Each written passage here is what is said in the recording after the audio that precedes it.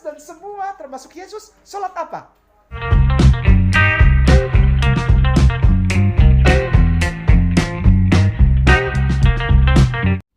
Shalom teman-teman, puji Tuhan kita berjumpa lagi dalam kesempatan yang indah ini. Kali ini kita membahas yaitu di mana ada seorang ustadz yaitu sibuk mengurus atau menyesatkan iman orang Kristen, teman-teman. Di mana dia sibuk, dia mengurus katanya Yesus disunat dan berusaha dia membuktikan Yesus itu katanya sholat karena Yesus tidak mengerti. Dan dia juga berkata soal makanan haram. Dan dia juga katakan teman-teman Yesus hanya nabi, ya, tidak lebih dari situ. Saya bisa mengambil kesimpulan ustadz ini adalah ustadz penyesat, ya, adalah ustadz penyesat iman orang Kristen. Oleh karena itu teman-teman, nanti kita membahas perkataannya yang tidak benar ini atau yang menyesatkan iman orang Kristen ini. Apa sih sunat yang dimaksud di dalam Alkitab? Dan sewaktu dia berkata, yaitu pada jam 3 itu, di mana ada katanya Yesus memerintah atau itu katanya perintah yang paling penting kepada muridnya yaitu si Petrus. Dia katakan itu adalah buktinya mereka sholat, dan itu karena jam 3 diadakan oleh muridnya Yesus dan dikatakan dia itu adalah sholat. Dan juga tentang nabi yang dikatakannya tadi yaitu Yesus katanya hanyalah nabi. Dan nanti kita bahas kalau Yesus itu bukan sekedar nabi, tetapi dia berbeda dari nabi yang lainnya. Sebelum kita bahas lebih lanjut teman-teman, mari kita lihat terlebih dahulu cuplikan video ustadz yang menyesatkan firman Tuhan ini. Dan yang sibuk mengurus firman Tuhan, bukan sibuk mengurus kitab dia sendiri. Dan memang orang ini adalah mualaf ya teman-teman. Kemungkinan kalau saya berpikir secara pribadi, orang ini mungkin dia tidak rela meninggalkan Yesus. Jadi dia mau menyelidiki kebenaran Tuhan sampai hari ini. Mungkin dia malu kembali kepada Tuhan Yesus, kepada kekristenan. Mungkin dia malu kembali kepada imannya, kepada Yesus. Kalau tidak, kenapa dia selalu mengurus iman orang Kristen? Ya oke lah, dia sudah mualaf ya kan? Kalau emang udah benar iman yang dia ikuti saat ini, ya kenapa dia harus mengurus ini kan? Kenapa dia harus mengurus Alkitab? Kalau pribadi saya berkata, kalau saya punya rumah, saya sudah nyaman, sudah bagus, saya rasa di situ ya, sudah cocok. Dan kalau disuruh saya pindah, tak mungkin lagi ya saya pindah rumah. Atau saya punya mobil ya, mobil saya ini udah paling yang terbagus lah, ini contoh ya. Terus mereka tawarkan saya mobil yang di bawah mobil saya tidak nyaman, tidak bagus. Tidak mungkin saya mau. Tentu saja saya bertahan di mobil saya yang bagus menurut saya. Demikianlah sebenarnya yang dilakukan oleh ustadz ini atau mualaf ini. Jika memang dia sudah beralih ke agama yang dia yakinin saat ini, seharusnya dia tidak mengurus lagi iman orang Kristen.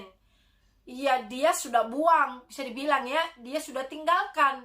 Tetapi saya dengarkan videonya katanya, saya sayang kepada Katolik, kepada Kristen, tetapi dia menyerang. Katanya dia bukan menyerang.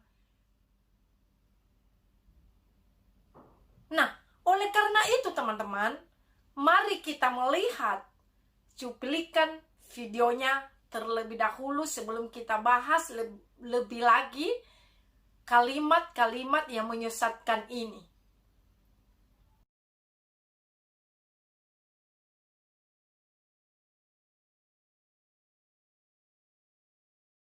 Yesus itu disunat di dalam kitab Lukas pasal 2:21. Dia disunat.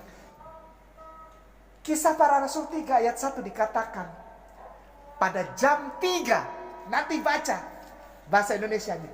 Pada jam 3, Petrus dan Yohanes, murid kesayangan Nabi Isa alaihissalam atau Hawariyin yang disebut dalam bahasa kekristenan 12 disciples atau 12 murid.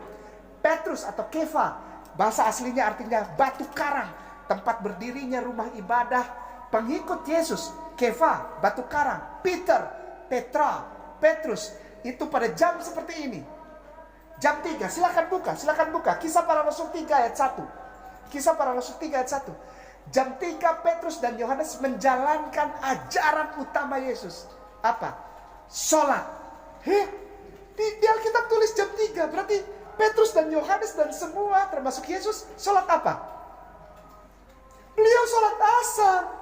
Karena pada saat itu Rasulullah belum lahir dan belum terjadi Isra dan Mi'raj. Disitulah ditentukan, dibagi waktunya. Pada saat Yesus dia belum tahu sholat apa namanya. Tapi di situ ditulis, baca sendiri, saudaraku tersayang. Kristen dan Katolik, aku tidak serang kau. Aku cinta engkau, aku sayang kau, aku hormati engkau. Tapi Yesusmu dan para murid 12 itu, namanya Hawariyin dalam Islam. Dan di dalam kekristenan disebut 12 disciples atau 12 murid. Sholat asar jam 3 sore, brother sister. Beliau tidak makan babi. Beliau tidak minum anggur. Beliau tawaf. Yesus tawaf. Ayat Bible-nya ada. Isa adalah Jesus. Jesus adalah Isa. Isa adalah manusia yang dipilih Allah untuk menjadi nabi. Demikian pula kami imani dan kami hormati, kami muliakan. Jesus Christ adalah Isa alaihissalam, seorang nabi muslim. Jangankan untuk jadi Tuhan. Ya, ayolah. Kalau saudaraku sayang Yesus, kalau engkau cinta Yesus, dengar apa yang dia bilang di dalam Bible. Baca Bible, dengarkan suaranya. Apa pengajarannya? Sholat, sedekah, puasa, berkhitan, perempuan berhijab, tidak makan makanan haram, tidak minum khamar,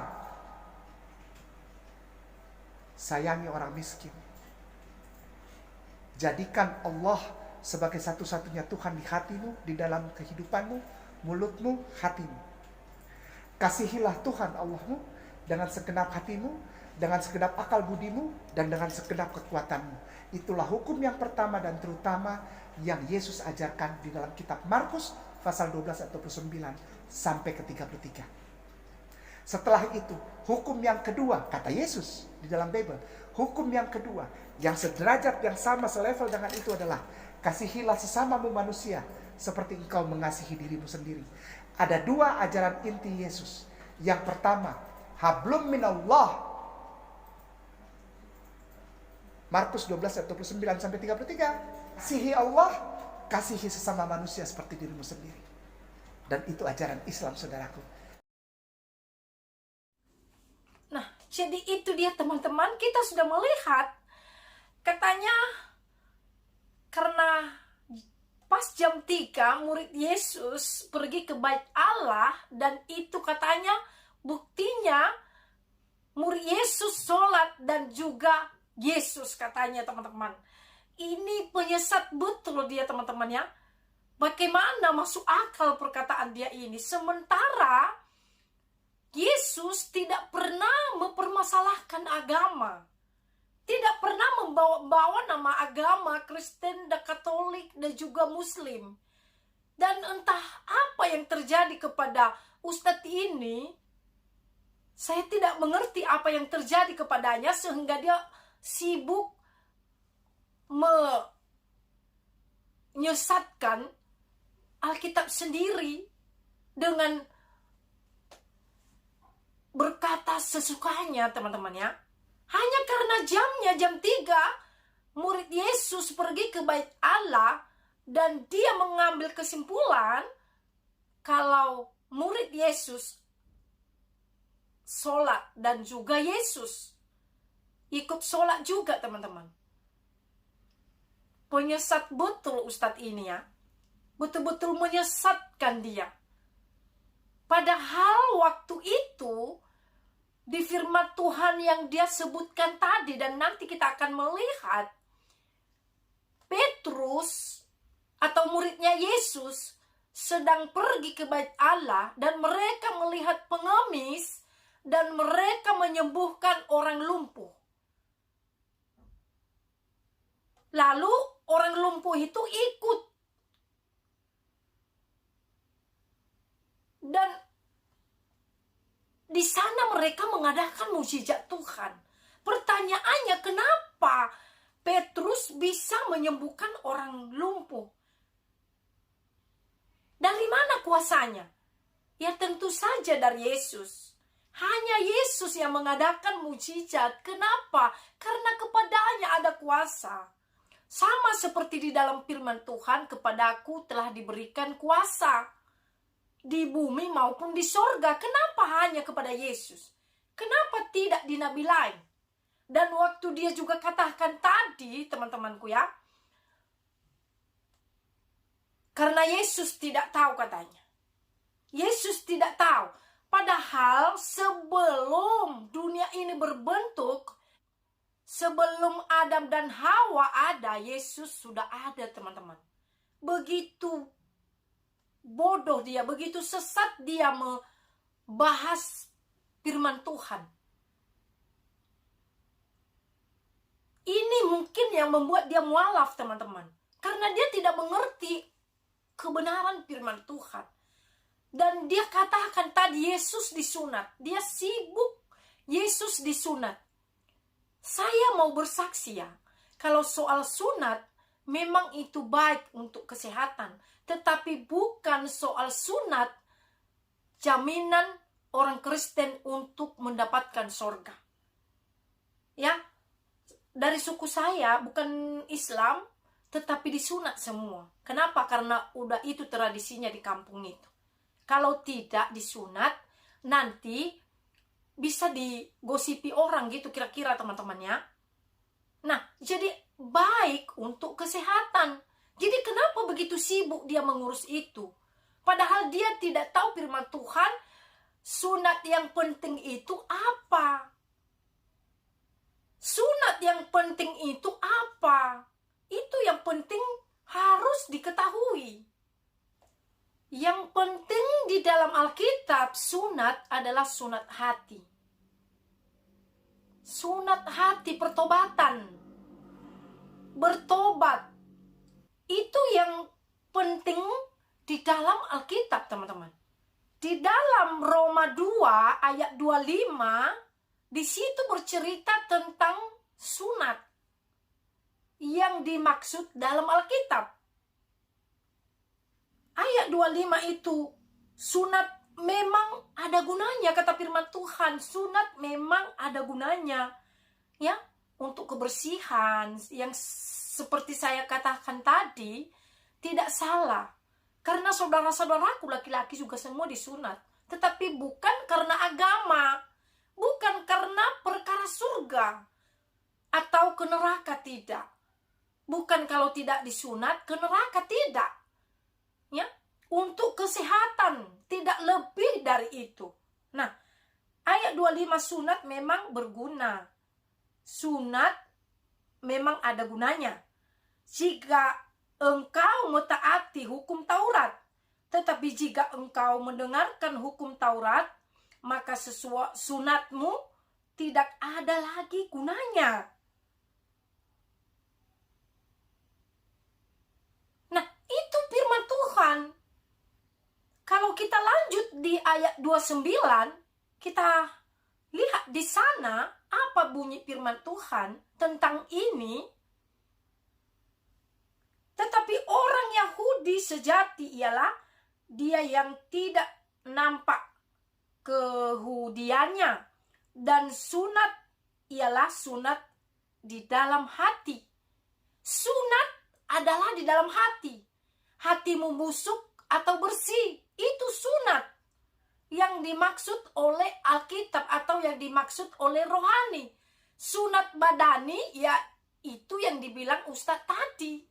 Jadi itu tidak berpengaruh kepada iman orang Kristen ya. Sunat hati, sunat di dalam hati, secara rohani. Itu yang dimaksud oleh Alkitab.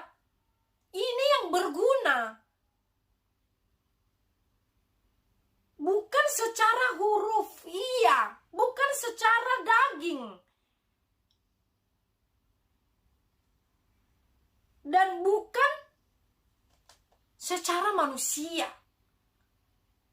Saya ulangi lagi, sunat yang di dalam Alkitab itu adalah sunat hati atau pertobatan, ya. Itu sunat yang dimaksud. Jadi gak usah sibuk Anda untuk mengurus hal itu agar Anda bisa mencari kelemahan, ya. Kelemahan Anda cari dan Anda mengutip ayat firman orang Kristen. Tidak bisa. Karena inilah jawabannya. Jadi sudah jelas teman-teman, sunat di dalam Alkitab itu adalah hati atau rohani, bukan secara daging. Kalau kita lakukan sunat secara daging, tidak ada sakut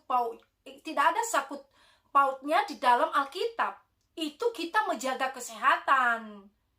Itu bagus. Jadi cukup jelas teman-temanku ya, saya ulangi lagi hal ini. Cukup jelas. Jawabannya karena dia sibuk dan melotot untuk membuat video dan mengatakan Yesus disunat. Saudara saya laki-laki juga disunat. Dan kami bukan muslim. Kalau Anda tak percaya boleh datang ke sini. Saya bisa tunjukkan kepada Anda kalau perkataan saya ini benaran.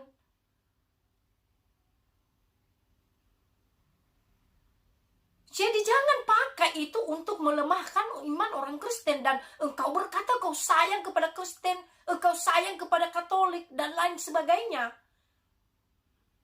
Saya ulangi, waktu tadi dia baca Alkitab di dalam Kisah Rasul itu, dengan berkata, lihat jam 3 mereka pergi ke bait Allah, itu artinya mereka sedang sholat. Dan itu ajaran Yesus yang utama katanya. Karena Yesus katanya belum tahu waktunya. Bagaimana Yesus belum tahu, sedangkan Yesus sudah ada sebelum bumi ini terbentuk. Sebelum Adam dan Hawa ada. Jadi ini omong kosong yang dikatakan oleh Ustadz ini. Ini penyesat betul. Penyesat yang 90% dia ini tentang Alkitab, teman-teman ya. Mari kita lihat saja firman Tuhan yang tadi melotot, dia baca. Kita baca teman-teman. Kita baca di dalam Kisah Rasul 3 ayat 1.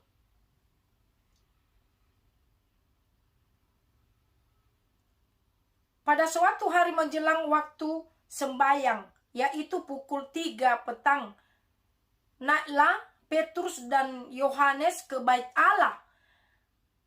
Ini yang dipakainya tadi teman-temanku. Padahal perikopnya Petrus menyembuhkan orang lumpuh. Ini yang dipakai dia jadi bahannya untuk mengatakan Yesus Muslim. Dan murid Yesus adalah Muslim juga atau sholat. Padahal saya ulangi lagi teman-teman, Yesus dulu, sekarang, sampai selama-lamanya tidak pernah mempersoalkan agama.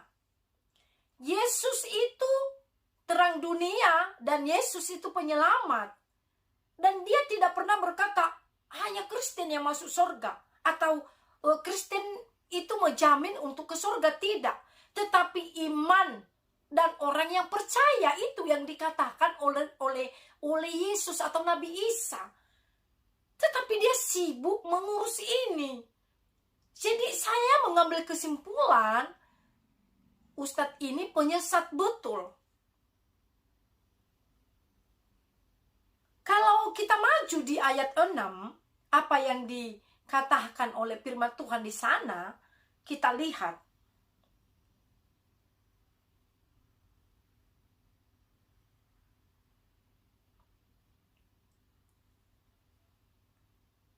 Tetapi Petrus berkata, emas dan perak tidak ada padaku, tetapi apa yang kupunyai kuberikan kepadamu.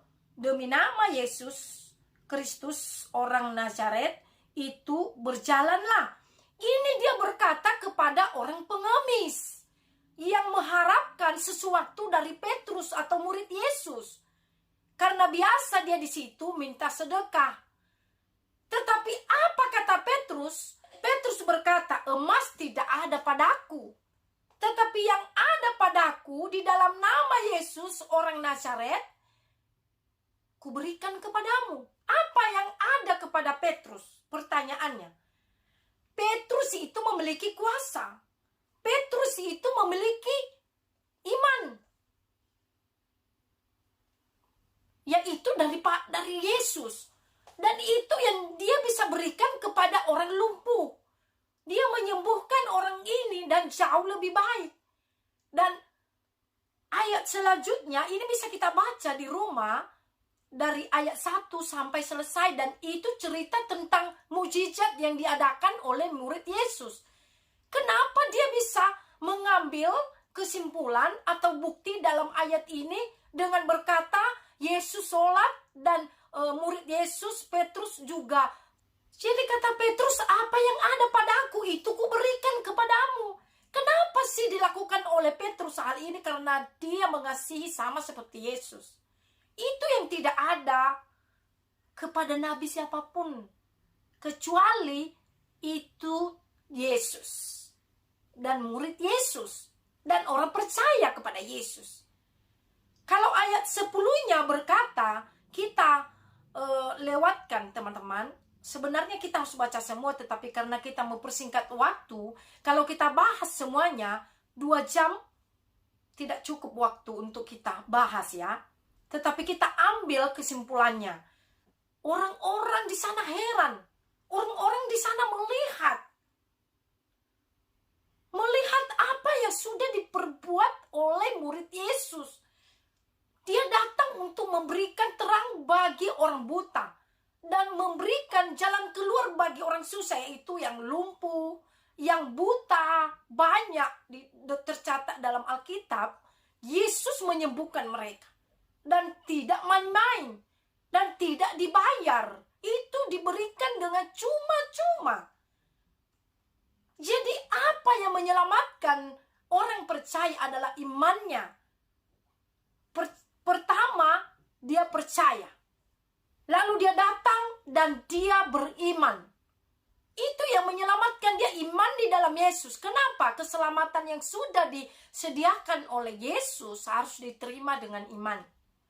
Tidak bisa begitu saja. Harus diterima dengan iman. Yesus sudah membayar orang yang beriman kepadanya. Sudah dibayar dengan lunas.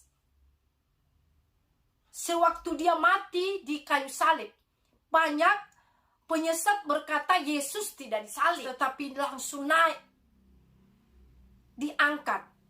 Padahal Yesus disalib. Bukan satu orang yang melihat. Murid Yesus banyak. Dan itu dicatat oleh Alkitab sampai hari ini. Itu tidak berubah karena firman Tuhan tidak akan pernah berubah. Bumi ini berlalu, tetapi firman Tuhan tidak akan berlalu. Dulu, sekarang, sampai selama-lamanya firman Tuhan tetap sama. Dan Yesus menggenapi firman yang sudah dia katakan di dalam Alkitab. Jadi saya mengambil kesimpulan, ustadz ini adalah ustadz yang sangat menyesatkan umat Kristen, teman-teman ya.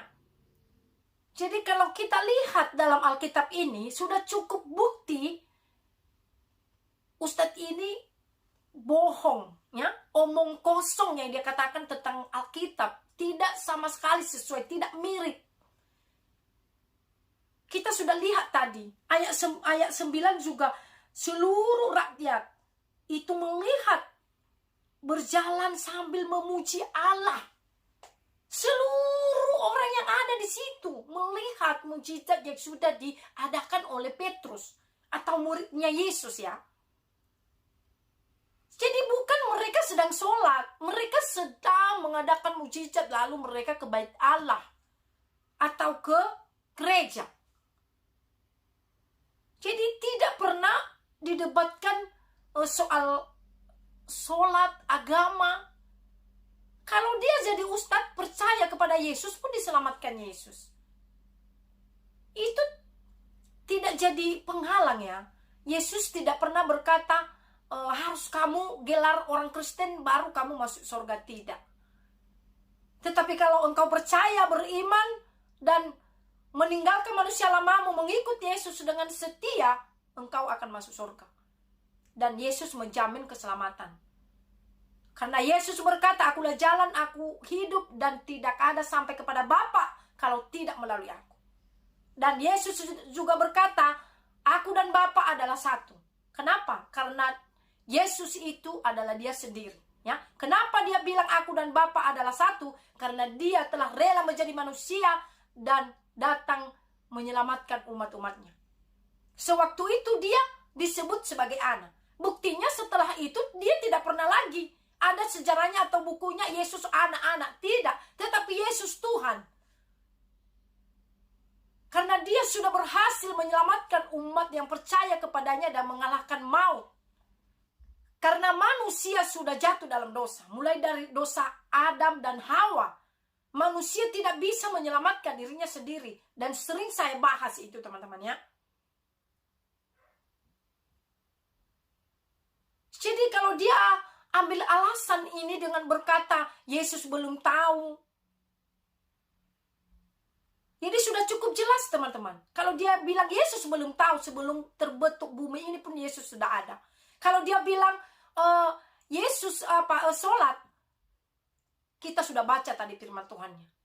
Kalau dia bilang tadi teman-teman, Yesus hanyalah nabi. Ya? Kenapa nabi lain tidak ada diberikan kuasa kepadanya? Kenapa hanya Yesus yang datang di akhir zaman? Kenapa hanya Yesus yang telah mati untuk manusia? Kenapa hanya Yesus yang mengadakan mujizat demi mujizat? Coba dia jawab dulu hal ini. Saya curiga kepada ustadz ini, dia mungkin menyesal meninggalkan Yesus. Ya kembali aja kalau engkau memang merasa masih sangkut di hatimu ya. Jangan bahas terus Alkitab yang tidak-tidak. Tadi juga dia bahas tentang makanan haram teman-teman. Padahal dia tidak mengerti apa yang dimaksud haram dalam Alkitab atau yang bisa menajiskan seseorang. Saya mau ajak kita melihat di dalam Matius 15 ayat 11 teman-teman ya. Dengar dan camkanlah, bukan yang masuk ke dalam mulut yang menajiskan orang, melainkan yang keluar dari mulut, itulah yang menajiskan orang. Jadi jelas jawabannya, yang menajiskan orang bukan yang masuk di dalam mulut. Yang keluar dari mulut itu yang menajiskan. Kata kotor, kata maki, sumpah palsu, dan banyak lagi teman-teman. Hati jahat. Hati yang jahat itu yang menajiskan orang. Itu yang disebut haram di dalam Alkitab. Lucu sekali. Kalau itu menurut agama dia, jangan baca Alkitab dong. Iya kan teman-teman? Ini dia baca Alkitab, tapi dia pakai kalimat yang mana? Padahal Alkitab berkata, camkanlah, ya. Dengarkan dan camkanlah, bukan yang masuk di dalam mulut yang menajiskan orang, melainkan yang keluar dari mulut yang menajiskannya. Teman-teman, kenapa sih? Apa sih yang menajiskan itu? Ya seperti yang saya bilang tadi. Ya, maaf kata kalau engkau bilang orang kebun binatang, ya, yang 4 kakinya, yaitu menajiskan. Karena itu keluar dari hati. Kita maju di dalam ayat 19-nya, teman-teman, supaya jelas dia tentang haram di dalam Alkitab, dan juga supaya didengar oleh ustadz yang lain dan berhenti mereka untuk memperkatakan hal ini. Karena dari hati timbul segala pikiran jahat, pembunuhan, perzinahan, percabulan, pencurian, sumpah palsu. Teman-teman, inilah yang menajiskan atau yang mengharamkan orang di dalam Alkitab. Jadi kalau Anda, Ustadz, membahas tentang haram atau najis, jangan pakai Alkitab. Kalau pakai Alkitab Anda, ini jawabannya. Jelas teman-teman jawabannya. Yang menacamkanlah tadi katanya di dalam ayat 11 dan ayat 19-nya, karena dari hati timbul pikiran jahat, pembunuhan, perzinahan, pencurian, dan memaki orang, sumpah palsu, dan lain sebagainya, banyak lagi teman-teman. Iri hati, semuanya itu timbul dari dalam hati.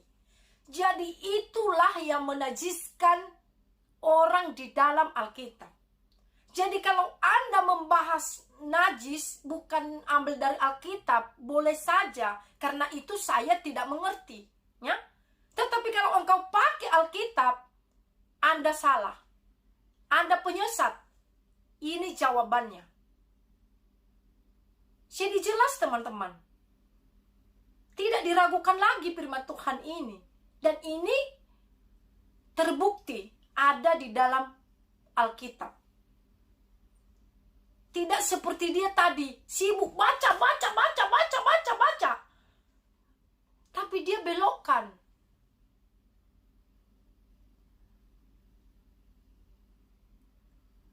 Karena kalau didengarkan orang yang tidak mengerti firman Tuhan, maka terjadi apa yang dikatakan firman Tuhan. Orang buta menuntun orang buta. Itu yang jadi kalau tidak diluruskan hal ini kepada orang-orang yang mendengarkan videonya ini.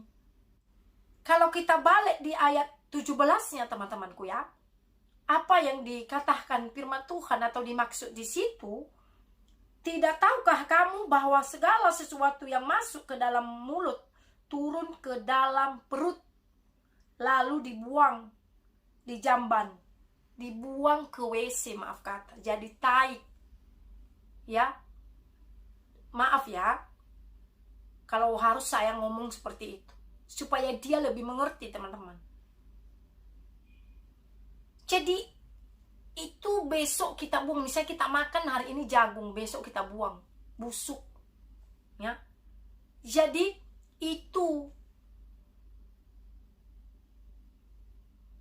ayat 18-nya. Tetapi apa yang keluar dari mulut berasal dari hati, dan itulah yang menajiskan orang. Dan dilanjut tadi di ayat 19-nya ya. Jadi itu yang menajiskan. Kalau maki-maki, sama lah, mirip seperti apa yang dikatakan oleh Ustadz ini ya. Mulutnya manis, tapi hatinya bahas Alkitab seperti ini ya. Langsung Tuhan ditantangnya. Itu dia. Jadi sudah cukup jelas ya teman-teman, apa haram di dalam Alkitab, apa najis di dalam Alkitab. Jadi kita tidak usah lagi tersesat dibuat dia ya. Tidak usah sesat kita, tidak usah kita ragu akan firman Tuhan, ya. Apalagi cara dia menyampaikan seperti itu, teman-teman, ya. Sudah jelas 99% dia penyesat. Kalau dia bahas Alkitab seperti itu. Jadi apa itu haram? Hati jahat, pembunuhan, percabulan, pencurian, sumpah palsu, dan banyak lagi, teman-teman. Hal-hal yang tidak baik. Saya tidak bisa sebutkan satu persatu. Jadi itu najis yang dimaksud di dalam Alkitab, ya. Dengarkanlah Ustadz, ya. Semoga engkau dengar video ini. Sebenarnya Anda sudah berumur. Dibanding umur saya, Anda sudah berumur. Seharusnya sudah tahu membahas Alkitab dengan benar. Semoga Roh Kudus berbicara di hatimu dan bekerja di hatimu. Tadi dia juga katakan Yesus sekedar nabi. Kalau Yesus sekedar nabi, dikemanakan firman Tuhan yang berkata, akulah jalan, akulah hidup, dan kepada aku ada kuasa, dan kepada aku ada kebenaran, akulah pemilik surga, aku datang dari surga dan turun dan naik ke surga. Dikemanakan itu? Kalau memang dia sekedar nabi, kenapa nabi lain tidak mengatakan hal itu di dalam Alkitab? Kalau memang Yesus hanya nabi. Kalau Yesus hanya nabi, sekedar nabi biasa seperti nabi lain, kenapa Yesus nanti yang datang pada akhir zaman? Kenapa Yesus berani menjamin keselamatan orang yang percaya kepadanya? Kenapa Yesus berkata di dalam Matius, kepadaku telah diberikan kuasa di bumi maupun di surga? Dikemanakan firman Tuhan itu? Dihapuskan? Tidak. Karena sampai putus urat lehermu berkata-kata tentang firman Tuhan tetap iya dan amin. Dengar ya Ustadz. Bagaimanapun Anda membelokkan firman Tuhan ini, tetap firman Tuhan iya dan amin. Artinya tetap dijadikan oleh Tuhan. Jadi jangan menyesatkan lagi. Berhenti Anda menyesatkan iman orang Kristen melalui Alkitab orang Kristen sendiri. Jadi kalau memang perkataan Anda itu benar, kenapa Yesus berkata, akulah hidup, akulah jalan? Ya, seperti yang saya katakan tadi. Jadi itu buktinya Yesus adalah Tuhan. Banyak kok buktinya Yesus adalah Tuhan. Hanya penyesat-penyesat yang tidak tahu hal itu. Hanya para penghina Kristen atau penghina Yesus yang tidak tahu hal itu. Jadi sudah cukup Anda membahas Alkitab dan menyesatkan isi Alkitab ini. Sudah cukup. Alkitab ini tidak pernah berubah. Alkitab ini tetap sama dulu, sekarang, sampai selama-lamanya. Ini adalah firman Tuhan yang hidup dan berkuasa. Yohanes 1 ayat 1 berkata, pada mulanya adalah firman, dan firman itu bersama-sama dengan Allah. Ini adalah perkataan Tuhan. Jadi Anda tidak bisa membelokkan firman Tuhan ini sesuka Anda. Itulah teman-teman yang saya bisa bagikan, dan saya terus memohon doa dan dukungan kalian dalam pelayanan dalam TV Rekan Kristus ini, teman-teman. Dukung kami dalam doa dan agar kami semakin diurapi Tuhan, dan saya berdoa agar setiap kita terus bertumbuh dan sampai kepada rencangan Tuhan. Tuhan Yesus memberkati dan menyertai kita semuanya.